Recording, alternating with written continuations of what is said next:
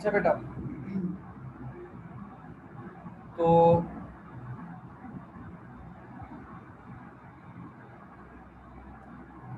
कल तक हमारी बात हुई थी, आई थिंक चार्ल्स लॉ हमने पढ़ा था ना कल। जी सर।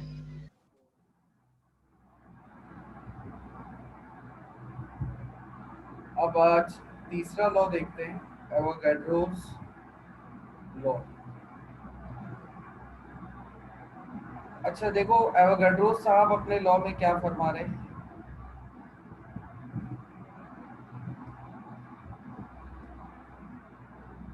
एवोगैड्रोस साहब कह रहे हैं कि the volume of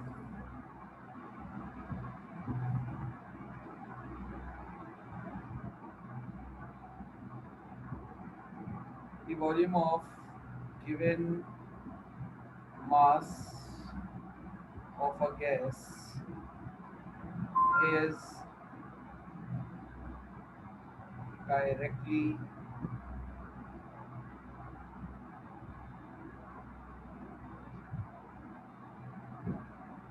directly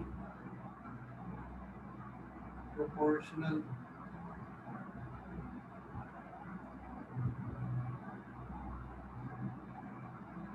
to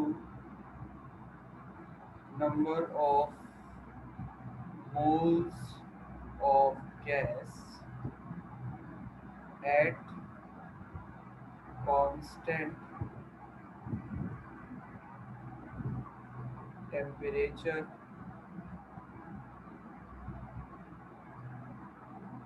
and pressure। ये बेटा गैस लॉस की सीक्वेंस का हमारे पास तीसरा law, the volume of given mass of a gas is directly proportional to number of moles of that gas at constant temperature and pressure. Mathematically Avogadro साहब क्या कह रहे हैं, मैथमेटिकली ये कह रहे हैं कि V is directly proportional to N। अच्छा, कल जैसे कि आपको याद होगा कि कल हमने कुछ एक डायग्राम बनाई थी, कुछ चेम्बर्स देखे थे। आज भी हम कुछ वैसे ही कर लेते हैं। ये मेरे पास एक डायग्राम है जो मैंने ड्रॉ कर ली है। अच्छा, ये एक मेरे पास पिस्टन है और इस पिस्टन में एक चेम्बर है। इस चेम्बर में एक पिस्टन लगा हुआ है, ठीक है। अच्छा, ये जो पिस्टन है ये, अच्छा मैं जो अभी डायग्राम बना रहा हूँ वो एक ही चेम्बर की दो अलग अलग कंडीशंस दिखा रहा हूँ आपको। ये बात मैंने कल भी आपको बताई थी, मैं फिर आपको बस बार करा रहा हूँ कि मैंने दूसरी कंडीशन दिखा रहा हूँ। ये इनिशियल कंडीशन है और ये फाइनल कंडीशन है, सही है ना। अच्छा, इस पिस्टन में, इस चेम्बर में गैस मौजूद है, ठीक है। यहाँ पर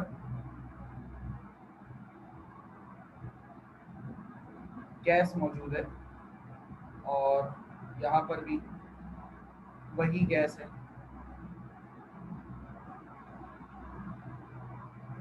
सही है। अच्छा, अब मान लो एवोगैड्रो साहब अपने लॉ में क्या कह रहे हैं। एवोगैड्रो साहब अपने लॉ में जो फरमा रहे हैं वो ये है कि मिसाल के तौर पे ये वाला जो कंटेनर है, इस कंटेनर का वॉल्यूम अभी है 100 सेंटीमीटर क्यूब और इस कंटेनर के अंदर जो गैस है उसके 2 मोल्स मौजूद हैं, ठीक है। अब अगर मैं क्या करूं, मैं इस कंटेनर के अंदर यहाँ कहीं साइड से थोड़ी सी जगह बनाऊं और जगह बनाकर इस कंटेनर के अंदर साइड से 2 मोल गैस डालूं, इस साइड से 2 मोल गैस डालूं। अच्छा, जब मैं साइड से ये 2 मोल गैस डालूंगा तो कंडीशन जो मेरे पास हो जाएगी वो क्या हो जाएगी। अगर यहाँ के बाद जब इसमें गैस डलेगी तो क्या ये वाली कंडीशन आ जाएगी। अच्छा, कंडीशन क्या होगी यहाँ पर, अब नंबर ऑफ मोल्स 2 की जगह कितने हो चुके हैं, 4 हो चुके हैं उसी गैस के। जब मोल बढ़े तो ऑब्वियसली गैस की तादाद बढ़ने की वजह से यहाँ पर गैस का वॉल्यूम भी बढ़ जाएगा। ठीक है, गैस की तादाद बढ़ने की वजह से गैस का वॉल्यूम भी बढ़ जाएगा। अच्छा सर, ये कैसे हो सकता है कि गैस की तादाद बढ़ने से गैस का वॉल्यूम बढ़ जाएगा? भाई देखो, बहुत सिंपल सी बात है बेटा। देखो, अभी यहाँ पर मिसाल एक दे रहा हूँ कि इस कंटेनर के अंदर 100 मॉलिक्यूल है। ये वाला जो कंटेनर है, ये वाला, इस कंटेनर में 100 मॉलिक्यूल है और ये 100 मॉलिक्यूल इस पिस्टन से ऐसे ऊपर की तरफ धक्का देकर, मतलब इस पिस्टन से टकरा रहे हैं। सही है, और टकराकर उन्होंने इस पिस्टन को इस जगह पर, जहां पर अभी ये पिस्टन मौजूद है, यहाँ पर रोका हुआ।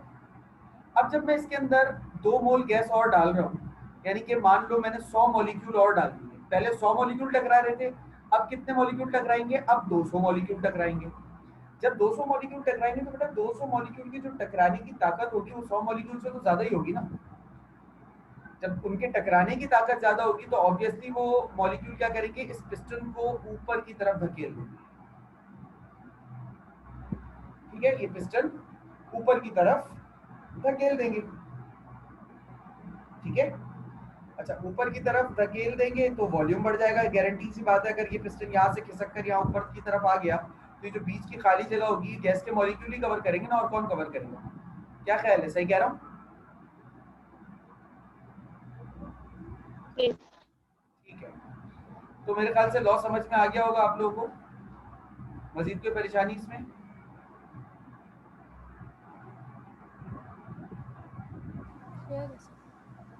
क्लियर है?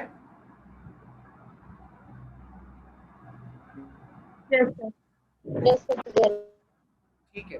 अच्छा, अब देखो यहाँ पर क्या है, अगर मैं अब इस मैथमेटिकल, चूंकि मैंने अभी तक फॉर्मूला नहीं बनाया ना, तो मुझे फॉर्मूला भी बनाना है। तो फॉर्मूला बनाने के लिए मैं क्या करूंगा, इस प्रोपोर्शनैलिटी के सिंबल को हटाकर यहाँ क्या लगाऊंगा, यहाँ कांस्टेंट लगाऊंगा। आपको पता है जब भी कोई ना कोई प्रोपोर्शनैलिटी, जब भी कोई प्रोपोर्शनैलिटी का सिंबल हटता है तो कोई ना कोई कांस्टेंट आता है।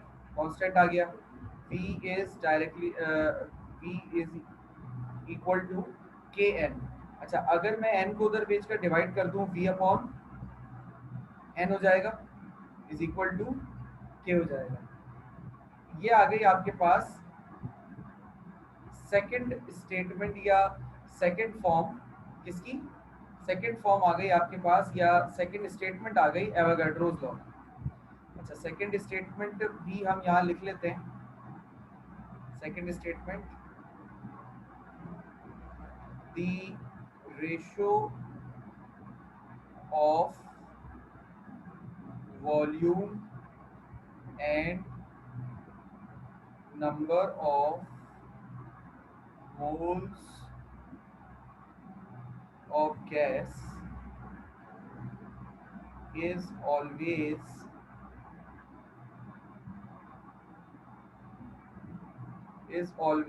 constant at constant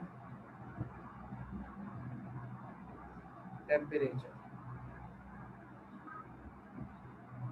ठीक है,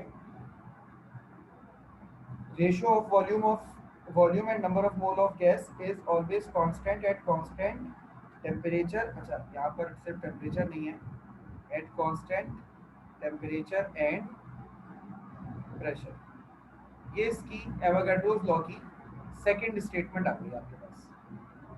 अच्छा, अब अगर मैं आपसे कहूँ, जरा इस चीज पे गौर करो, अगर ये एक ही चेंबर की दो कंडीशंस है, इनिशियल और फाइनल, इन दोनों ही चेंबर्स के ऊपर एवोगाड्रोस लॉ अप्लाई हो रहा होगा। अगर इन दोनों ही चेंबर्स के ऊपर एवोगाड्रोस लॉ अप्लाई हो रहा है तो मैं यहाँ ऐसा कह सकता हूँ या ऐसा लिख सकता हूँ। आपका क्या ख्याल है, जरा मुझे अपने ख्याल से, अपने नेक ख्यालात से आगाह जरूर कीजिएगा। मैं ऐसा कह सकता हूँ कि कलर नजर आ रहा है बेटा, ये वाला कोई इशू तो नहीं है?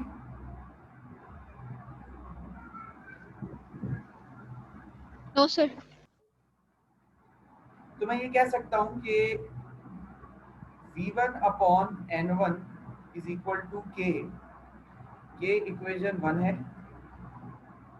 और V2 upon N2 is equal to K, ये मेरे पास एक इक्वेशन, ठीक है। यानी कि इसकी इनिशियल और फाइनल दोनों कंडीशन के लिए मैंने दोनों कंडीशन पर जब एवोगाड्रोस लॉ अप्लाई किया तो अच्छा, अब मैथमेटिक्स मुझे ये कहती है कि अगर दो इक्वेशंस की एक साइड इक्वल है तो वो दोनों इक्वेशंस को आप इक्वल कंसीडर कर सकते हो, यानी कि कंपेयरिंग इक्वेशन 1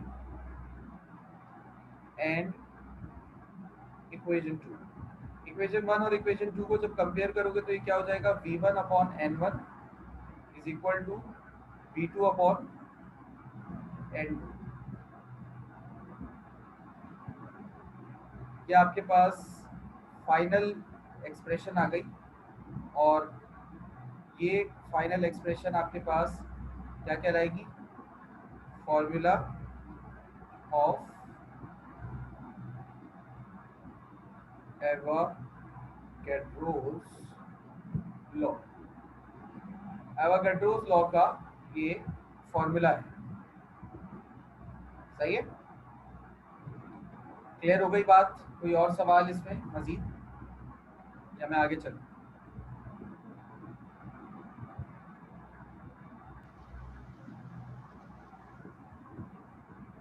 तो इसमें कोई और सवाल है आपके पास? नो सर, क्लियर है। अच्छा, अब मैं आगे चल रहा हूँ। अब मैं बड़ी इंपॉर्टेंट डेरिवेशन की तरफ जा रहा हूँ। अच्छा, ये टॉपिक यहाँ पे खत्म हो गया, ठीक है, ये मैं यहाँ पे आइडेंटिफाई कर दूं कि भाई ये टॉपिक खत्म हो गया, ठीक है। अब मैं बिल्कुल अलग से नया टॉपिक पढ़ा रहा हूँ, सही है।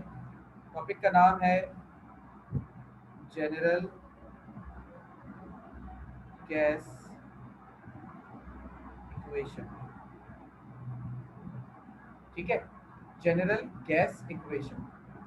अच्छा, जनरल गैस इक्वेशन की डेरिवेशन जो है वो हमारे कोर्स का हिस्सा है, ठीक है, ओके। अच्छा, अब मैं बात कर रहा हूँ बेटा आपसे जनरल गैस इक्वेशन की, और जनरल गैस इक्वेशन हमारे पास एक इक्वेशन है, और इस इक्वेशन का जो ताल्लुक है क्या है, इसकी थोड़ी सी डिस्क्रिप्शन दे देता हूँ आप लोगों को।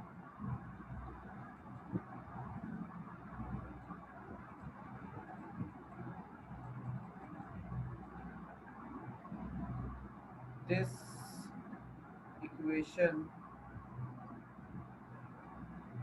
is a general equation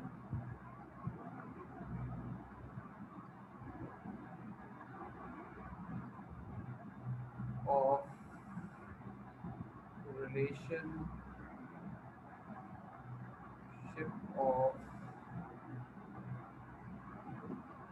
temperature,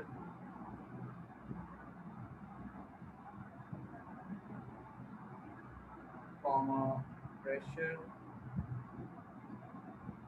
and volume along with number of moles of a gas। तो ये जो इक्वेशन आपके सामने अभी आएगी, ये इक्वेशन एक जनरल इक्वेशन है जो गैसेस के टेम्परेचर, प्रेशर, वॉल्यूम और नंबर ऑफ मोल्स के बिहेवियर को बताती है, यानी कैलकुलेशन करती है, ठीक है ना। अच्छा, जब आपके पास सवाल आता है पेपर पे, फॉर एग्जांपल के ड्राइव जनरल गैस इक्वेशन, आपके पास पेपर में सवाल आया ड्राइव जनरल गैस इक्वेशन, तो आपने क्या करना है, आपने सबसे पहले हेडिंग डाल दी जनरल गैस इक्वेशन, आपने ये 2-3 लाइनें लिखी, ठीक है। अब ये 2-3 लाइनें लिखने के बाद आपने क्या करना है, 2-3 लाइनें लिखने के बाद आपने यहाँ पर नंबर 1 करके हेडिंग डालनी है बॉयल्स लॉ, ठीक है। अभी डेरिवेशन शुरू कर चुके हैं हम, सही है। बॉयल्स लॉ की आपने हेडिंग डाली, बॉयल्स लॉ की हेडिंग डालने के बाद आपने यहाँ पर लिखनी है बॉयल्स लॉ की स्टेटमेंट, ठीक है। अब मैं स्टेटमेंट लिख रहा हूँ बॉयज लॉ की। the volume of given mass of a gas is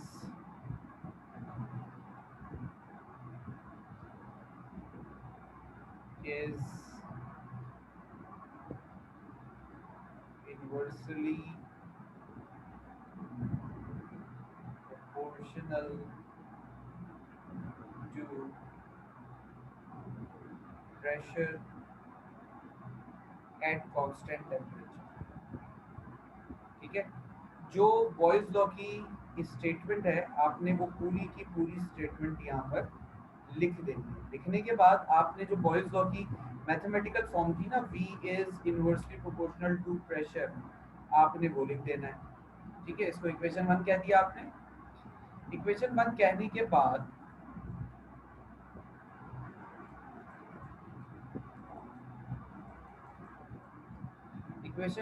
के बाद आपने यहाँ पर नंबर 2 करके अगली हेडिंग डालनी है। अगली हेडिंग आपको पता है किसकी डलेगी, चार्ल्स लॉ की। क्योंकि अगला लॉ चार्ल्स लॉ है हमारे पास। चार्ल्स लॉ की हेडिंग डालने के बाद आपने चार्ल्स लॉ की स्टेटमेंट लिखनी है, the volume of given mass of a gas is directly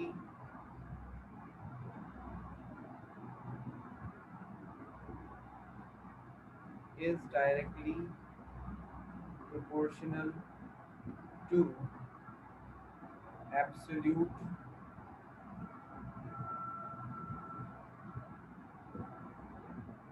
temperature at constant pressure। ठीक है, आपने इसकी इक्वेशन भी स्टेटमेंट भी लिख दी।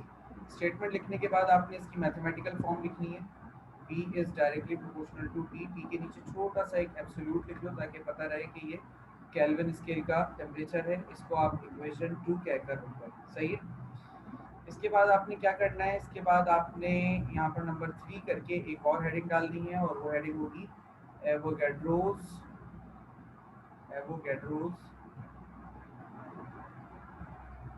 लॉ। एवोगैड्रोस लॉ की हेडिंग डाली आपने। एवोगैड्रोस लॉ की हेडिंग डालने के बाद अब आप एवोगैड्रोस लॉ की स्टेटमेंट लिखोगे। बेटा बहुत ख्याल से मेरी बात को सुनना और सुनकर वैसा ही पेपर में करना, बच्चे अक्सर गलती करते हैं इसके अंदर। The volume of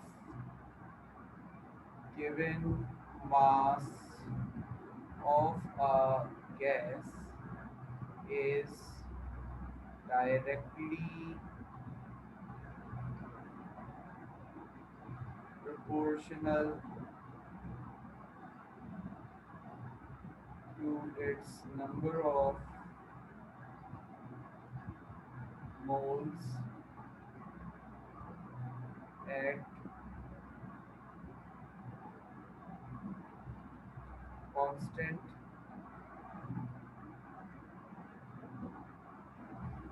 temperature and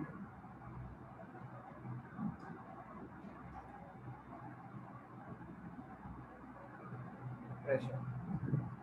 ठीक है,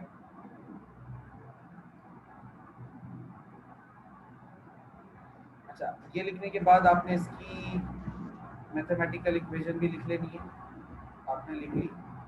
लिखने के बाद इसको आप इक्वेशन नंबर 3 कहते हैं।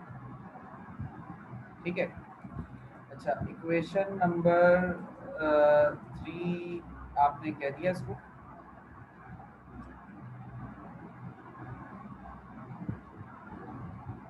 ठीक है, अब मैथमेटिक्स हमसे कहती है कि अगर 2, 3, 4, 4000, 10,000, 20,000 जितनी भी इक्वेशंस हैं और उन तमाम इक्वेशंस की अगर एक साइड इक्वल है तो इसका मतलब उन तीनों इक्वेशंस, उन सारी इक्वेशंस को आप कंबाइन कर सकते हो। ये मैथमेटिक्स हमसे कहती है। तो यहाँ पर तीन इक्वेशंस हैं, देखो, एवोगैड्रोस लॉ, चार्ल्स लॉ और बॉयल्स लॉ। सबकी एक साइड यानी कि ये लेफ्ट हैंड साइड देखो इक्वल है, वी वी और इधर भी we.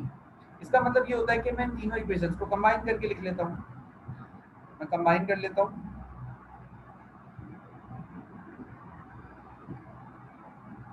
Combining equation 1, equation 2 and equation 3। तीनों इक्वेशंस को आपने कंबाइन कर दिया। जब कंबाइन किया तो ये इस तरीके से हो गया, v is directly proportional to 1/p Boyle's law, t Charles law, n Avogadro's law. तीनों लॉज को आपने कंबाइन कर दिया। अब आपको पता है हमें चूंकि एक फॉर्मूला बनाना है, तो फॉर्मूला बनाने के लिए हमें ये प्रोपोर्शनैलिटी का सिंबल हटाना पड़ेगा। अच्छा, प्रोपोर्शनैलिटी का सिंबल जब भी हम हटाते हैं तो आप ये बात जानते हैं कि कोई ना कोई कांस्टेंट आता है, 1/p t और n। यहाँ जो कांस्टेंट आता है उस कांस्टेंट को हम कहते हैं, अच्छा p इधर डिवाइड हो रहा था, इसको मैंने इस तरफ दूसरी तरफ भेजकर v से मल्टीप्लाई करा दिया। इधर कांस्टेंट आ गया r, t और n। अच्छा, बाद में इसकी सिर्फ रीअरेंजमेंट कर लो, इसकी P V R T N की रीअरेंजमेंट कर लो, क्या हो जाएगा ये, P V is equal to N R T. P V is equal to N R T. अच्छा, ये जो P V is equal to N R T आया, इसे क्या कहते हैं हम, इसे कहते हैं बेटा जनरल गैस इक्वेशन। ये है जनरल गैस इक्वेशन। अच्छा, अब मुझे एक बात तो बताओ जरा, तुम लोग बताना, मैं एक कंसीडर कर रहा हूँ सिचुएशन, बल्कि ऊपर से ही कॉपी करके ले आते हैं।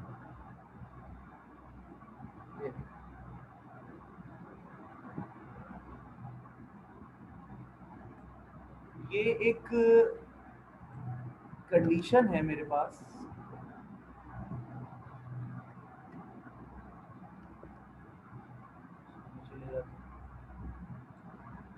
जी,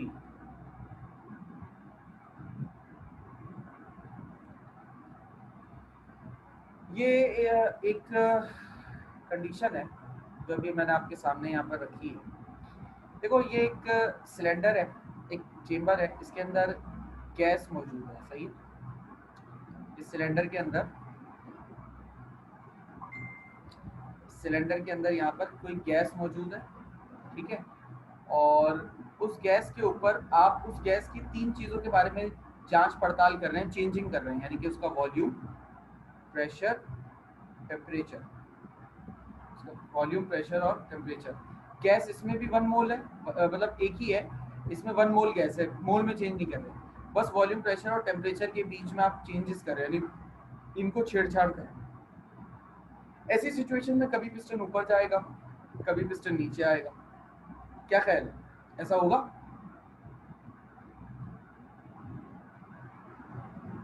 क्या लगता है, बोलो बेटा। रैंडम चेंजेस कर रहे हैं, मैं ये नहीं बोल रहा प्रेशर बढ़ा रहे हैं, टेम्परेचर कम कर रहे हैं, मैं ये नहीं बोल रहा, बस रैंडम चेंजेस कर रहे हैं प्रेशर और टेम्परेचर में। तो हमें ये बात पता है कि प्रेशर और टेम्परेचर के ऊपर अगर असर पड़ता है तो वॉल्यूम पे अल्टीमेटली असर पड़ता है। प्रेशर और टेम्परेचर की वैल्यू चेंज होती है तो वॉल्यूम पर असर पड़ता है, ये हमें पता भी है, ठीक है ना। तो मैं आप लोगों से सिर्फ इतना पूछना चाह रहा हूँ कि वॉल्यूम पे असर पड़ेगा या नहीं पड़ेगा, क्या लगता है आपको?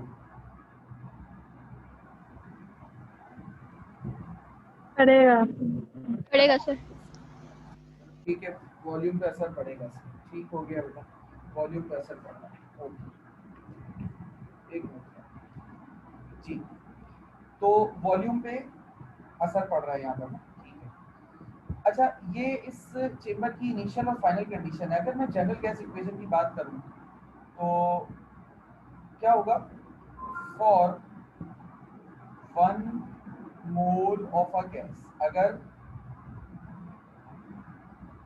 गैस का 1 मोल है तो इस इक्वेशन की शक्ल कैसी हो जाएगी? PV is equal to RT, यही हो जाएगी। n की जगह पे 1 आ जाएगा, तो 1 से जब कोई भी चीज मल्टीप्लाई होती है तो वो वैसी ही रहती है, उस पर कोई असर तो पड़ता नहीं है।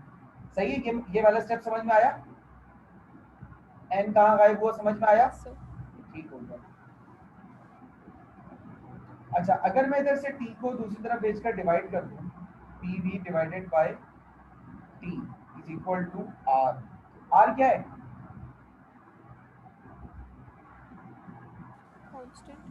r कांस्टेंट है ना, ठीक है,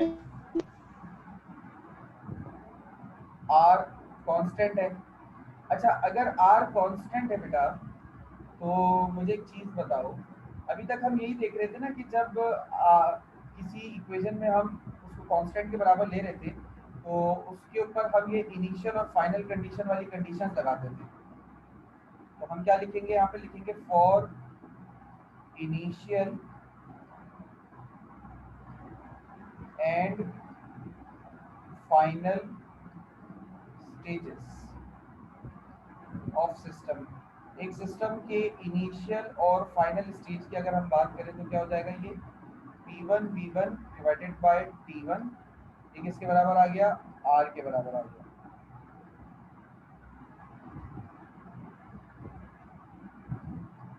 P1 ये R के बराबर आ गया,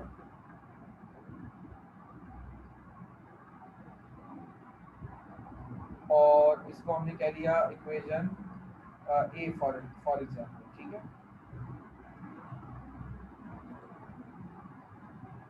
और P2 V2 divided by P2, ये भी बराबर आ गया R के। ये इक्वेशन दी होगी, सही है। यहाँ तक मेरी बात में कोई फंसा हो, किसी को कंफ्यूजन आ रही हो, किसी को कोई प्रॉब्लम आ रही हो तो पूछ लो बेटा। मैंने ये जो किया है ना, P1 V1 divide by T1, P2 V2 divide by T2, ये वाली कंडीशन है, ये वाली इनिशियल और ये वाली की फाइनल। यानी कि यहाँ पर इस चेम्बर का जो प्रेशर वॉल्यूम होगा वो V1 होगा, जो प्रेशर होगा वो P1 होगा, जो टेम्परेचर होगा T1 होगा। अब मैं प्रेशर और टेम्परेचर में चेंज करूंगा तो अल्टीमेटली इधर जो वॉल्यूम होगा वो V2 हो जाएगा, जो प्रेशर होगा वो P2 हो जाएगा, जो टेम्परेचर होगा वो T2 हो जाएगा। ठीक है, यही काम किया। तो इसमें किसी को अगर कोई कंफ्यूजन या सवाल हो तो वो पूछ सकता है बेटा। क्लियर है सर। ठीक है। अच्छा देखो, 2 इक्वेशंस हैं और दोनों इक्वेशंस की एक साइड इक्वल है, तो अब यहाँ पर हम क्या कर सकते हैं? Comparing equation A and equation B. Equation A और इक्वेशन बी को जब कंपेयर करते हैं क्या हो जाएगा? ये P1 V1 is equal to P2 V2, इधर आ जाएगा डिवाइडेड बाय T2 और इधर आ जाएगा डिवाइडेड बाय T1। अब ये जो चीज़ तुम्हें अभी अपने सामने नज़र आ रही है, क्या इस चीज़ को हम कहते हैं, ये जो इक्वेशन आपको नज़र आ रही है इस इक्वेशन को बेटा हम कहते हैं इक्वेशन ऑफ स्टेट्स। इसका एक और नाम भी होता है, इसे हम second form of general gas equation कहते हैं। जनरल गैस इक्वेशन की सेकेंड फॉर्म भी इसे कहा जाता है। अब देखो, जब पेपर में हमसे सवाल आता है ना, तो या तो वो हमसे कहेगा कि ड्राइव जनरल गैस इक्वेशन, ठीक है, वो हमसे कहेगा ड्राइव जनरल गैस इक्वेशन। तो जनरल गैस इक्वेशन अगर वो हमसे ड्राइव करने कह रहा है तो हमने हेडिंग डाली जनरल गैस इक्वेशन, ये लिखा, ये लिखा, ये लिखा, ये लिखा, ये लिखा सब, और यहाँ पर आके इक्वेशन को खत्म कर दिया। इसके आगे कुछ लिखने की जरूरत नहीं है। लेकिन अगर वो हमसे सवाल में कहता है कि ड्राइव इक्वेशन ऑफ स्टेट्स, तो हम यहाँ से शुरू करेंगे जनरल गैस इक्वेशन की हेडिंग के साथ, सब लिखते हुए आएंगे, जनरल गैस इक्वेशन ड्राइव करेंगे, उसके बाद फिर ये for 1 mole of a gas वाली कंडीशन लगाकर यहाँ नीचे तक आ जाएंगे। बात समझ में आ गई मेरी? कोई सवाल इसमें या कंफ्यूजन? Clear है सर. क्लियर? ठीक है बेटा, तो ये चीज आपको एक चीज समझानी थी। अच्छा, अब मैं यहाँ पर पॉइंट को मजीद थोड़ा सा और ऐड करता चलूँ।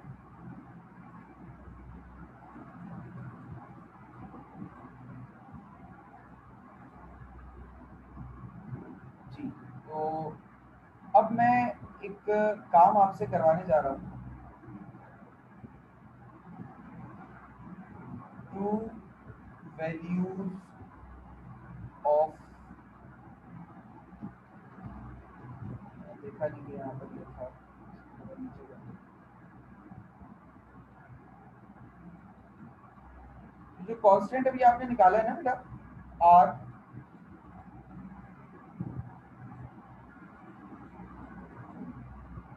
इस आर कांस्टेंट की दो वैल्यूज होती हैं। अब वो दो वैल्यूज कैसे आई, कहाँ से आई, क्या हुआ, उसको बता रहा हूँ, समझा रहा हूँ जरा। Two values of R, R की दो वैल्यूज। इसके लिए मैं बीच में एक कॉलम बना रहा हूँ, कैलकुलेटर अपने हाथ में रखना सब। हाँ,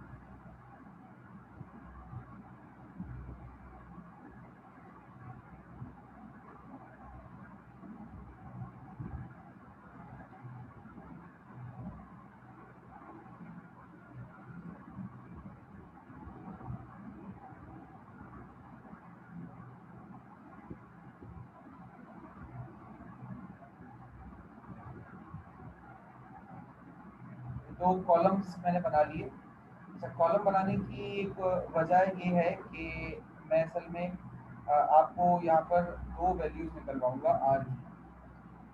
ठीक है, आर क्या है? आर जनरल गैस कांस्टेंट है, ये तो हमें पता है। अब आर की ये जो दो वैल्यूज का फड्डा है ना, जरा असल में ये आपको समझाना है कि ये जो दो वैल्यूज का फड्डा है ये क्या है, क्यों।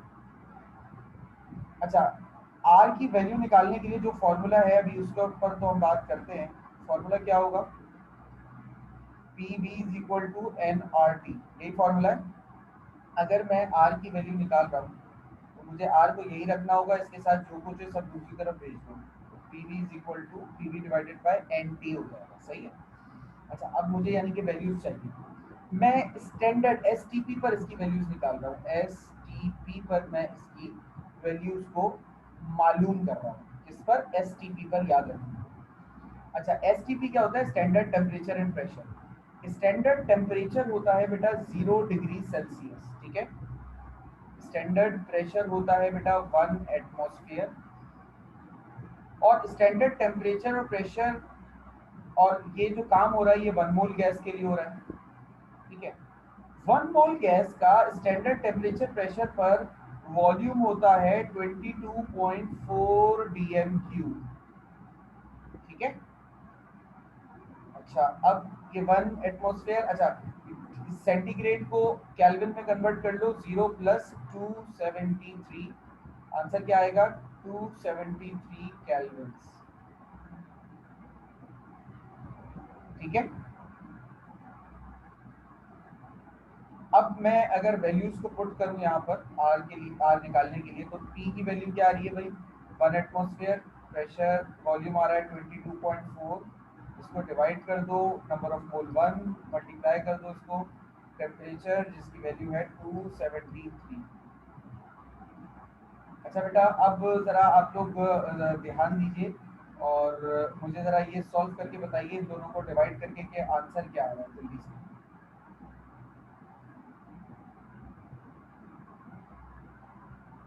0.082. आगे वन भी होगा बेटा, वन है। 0.082051. अच्छा, इसकी जो वैल्यू आ गई हमारे पास कांस्टेंट की, जो हम निकालना चाह रहे थे,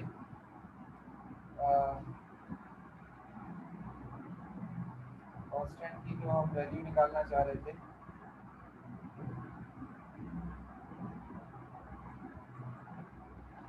वो आ गई r इज इक्वल टू 0.0821, इसकी वैल्यू आ गई। अच्छा, यूनिट लगा दूं, इसका यूनिट होता है बेटा atm डॉट dm क्यूब। बेटा एक मिनट, मैं ये पे बात को भी जरा सा,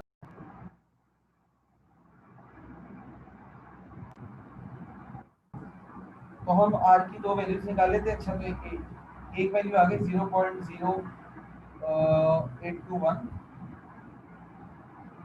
दर्शना बेटा, आपने हैंड रेज किया हुआ।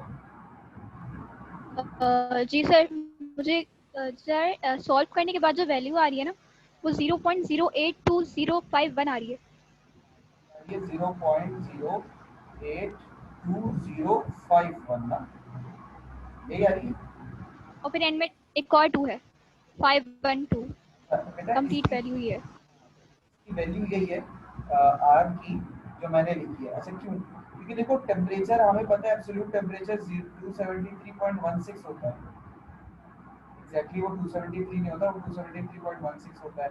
फिर ये जो नंबर ऑफ ये जो वॉल्यूम होता है ना 22.4, इसके आगे भी कुछ वैल्यूज होती हैं। तो अब चूंकि हमने ये सारी चीजें प्रेसाइज नहीं ली हुई ना, इस वजह से हमारा जो कैलकुलेटर में आंसर आ रहा है वो प्रेसाइज नहीं आ रहा। लेकिन मैं जब आपको बताऊंगा तो मैं तो प्रेसाइज बताऊंगा, इस वजह से ये मैंने आपको बताया, ठीक है। और वो जो वैल्यू हमारी आई है ना, आपकी जो 0.08 क्या है, 8205 ना रचना। जी जी, 820512। अच्छा, अब जरा गौर करो, तो ये 820 जो है, ये 0 के बाद 5 आ रहा है, तो अगर मैं इसको राउंड ऑफ करूंगा ना, तो ये 0.0821 ही बन जाएगा। 82 ये 0 है, यहाँ पे 5 है। जब इसके आगे का डिजिट ड्रॉप होगा तो ये इसकी वैल्यू 6 हो जाएगी, और जब इसके आगे का डिजिट ड्रॉप होगा तो ये 6 जो मिलकर इसको क्या 0 से 1 बना देगा। तो ये राउंडिंग ऑफ डाटा है, जो कि चैप्टर 1 के अंदर होता है। बच्चों को अमूमी तौर पर पढ़ाया नहीं जाता, क्योंकि इसके अंदर इससे रिलेटेड क्वेश्चंस आते नहीं हैं।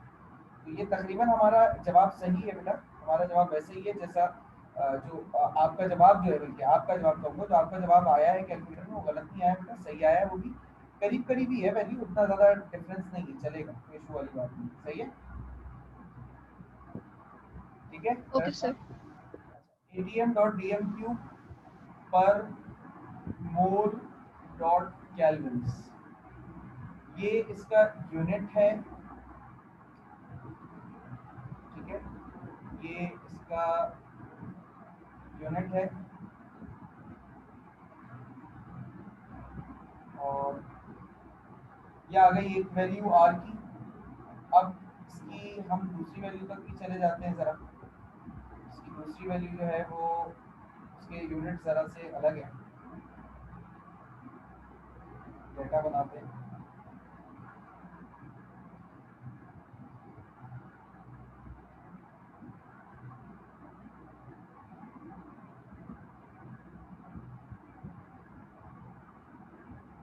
अच्छा, इसमें टेम्परेचर की वैल्यू वही है बेटा, 0 डिग्री सेल्सियस, 0 डिग्री सेल्सियस यानी 273 कैलोरीज, सही है, टेम्परेचर की वैल्यू वही है।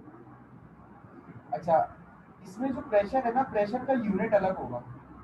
प्रेशर हम लेते हैं यहाँ पे 101 300 न्यूटन पर मीटर स्क्वायर, मीटर स्क्वायर, ठीक है। प्रेशर हम इस यूनिट को लेते हैं। अच्छा सर, ये जो वन अभी आप कह रहे थे एसटीपी, तो एसटीपी पर ये प्रेशर, और यहाँ पर देखो बेटा, बात ये है कि 1 एटमॉस्फेयर जो होता है ना, वो इतने प्रेशर के बराबर होता है। देख रहे हो, यूनिट्स अलग अलग है। जैसे हम कहते हैं कि 1 किलोग्राम और 1000 ग्राम एक ही बात होती है ना। फर्क क्या है कि भाई ये जो है वो बड़ा यूनिट है सर, किलोग्राम, इसलिए आंसर यहाँ पे मैग्नीट्यूड जो आ रहा है वो 1 आ रहा है। और ये जो है सर वो छोटा यूनिट है, ग्राम, इसलिए आंसर यहाँ पर 1000 आ रहा है। फर्क समझ में आ गया बेटा दोनों का? तो ये प्रेशर की ये वाली वैल्यू और प्रेशर की ये वाली वैल्यू ये दोनों सेम है, कोई मसले वाली बात नहीं है, बस दो अलग अलग यूनिट्स हैं। ठीक है, क्लियर है मेरी बात? Yes sir. Number of moles बेटा इसमें V1 है, और वॉल्यूम जो यहाँ पर लिया जाता है वो 0.0224 मीटर क्यूब लिया जाता है। ठीक है, यहाँ पर डेसीमीटर क्यूब होता है। इस वैल्यू को अगर मैं 1000 से डिवाइड कर दूं, ठीक है, अगर इस वैल्यू को मैं 1000 से डिवाइड कर दूं तो ये वाली वैल्यू आ जाती है। बस सिर्फ यूनिट्स का फर्क है, बाकी और कोई बात नहीं है। ठीक है, डिवाइड किया। अब देख लेते हैं कि इस ये वाली वैल्यूज रखने के ऊपर आंसर क्या आ रहा है। तो सॉल्यूशन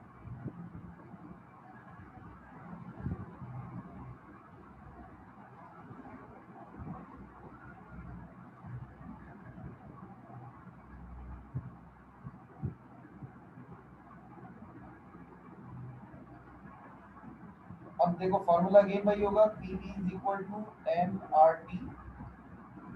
अच्छा n को यही रहने दो, सॉरी r को यही रहने दो। अच्छा n तो नंबर ऑफ मोल 1 है, तो यहाँ पे आ जाएगा क्या, r, और बाकी चीजों को उधर भेज दो, PV divided bye NT। P क्या है, 101,300 डिवाइडेड बाय वॉल्यूम क्या है 0.0224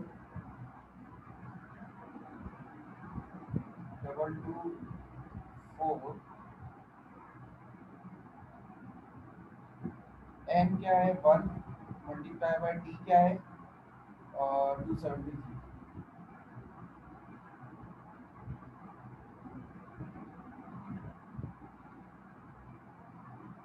अब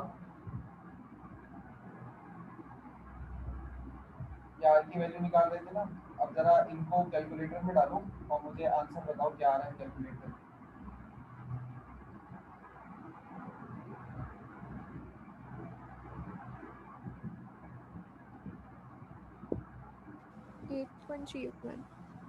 eight point three one 8.314 unit इसका होता है joules per mole dot calorie, ये इसका यूनिट। ठीक है, ये दो वैल्यूज होते हैं। अच्छा अब हमारे पास जो हमारे कोर्स की अगर मैं बात करूं तो ये वाली वैल्यू ज़्यादातर हमारे अभी इस साल कोर्स में केमिस्ट्री में इस्तेमाल होगी, और ये वाली वैल्यू ज़्यादातर फिजिक्स में पिछले साल इस्तेमाल होते हुए आपने देखी होगी, और अगले साल सेकेंड ईयर फिजिक्स के अंदर भी ये टॉपिक दोबारा आएगा, तो वहाँ पर भी ये वाली वैल्यू आप इस्तेमाल होते हुए देख रहे होगे। ठीक है, ये वाली वैल्यू ज़्यादातर केमिस्ट्री में यूज होती है, वाली वैल्यू ज़्यादातर फिजिक्स में। लेकिन इसका ये मतलब मत कतन समझ लेना कि ये वैल्यू सिर्फ फिजिक्स में यूज केमिस्ट्री में यूज होगी, फिजिक्स में नहीं, और ये वाली वैल्यू सिर्फ फिजिक्स में यूज होगी, केमिस्ट्री में नहीं। ये वाली वैल्यू भी केमिस्ट्री में यूज हो सकती है और ये वाली वैल्यू भी केमिस्ट्री में यूज हो सकती है, कोई परेशानी वाली बात नहीं। ठीक है, अच्छा अब मैं तुम लोगों को जरा यूनिट बनाना सिखा रहा हूँ, ये बल्कि ये मैं तुम लोगों को कल सिखा दूँ क्योंकि टाइम आज काफ़ी ऊपर जा चुका है, तो आज के लिए फिलहाल इतना ही। अच्छा कल की बात याद रखना कि कल मैं तुम लोगों को यूनिट्स बनाना सिखाऊंगा। ठीक है, कल यूनिट्स बनाना सिखाऊंगा, तो मुझे याद दिला देना, मैं ग्राम्स लॉ पर ना चला जाऊँ, वरना ये जो है ना तुम लोग यूनिट्स में बड़ा फंसोगे। कोशिश करेंगे कि तुम लोग को यूनिट्स बनाना सिखा दूँ। ठीक है बेटा, अभी आज कोई सवाल अगर किसी को है, कोई कंफ्यूजन है तो बेटा पूछ लीजिए।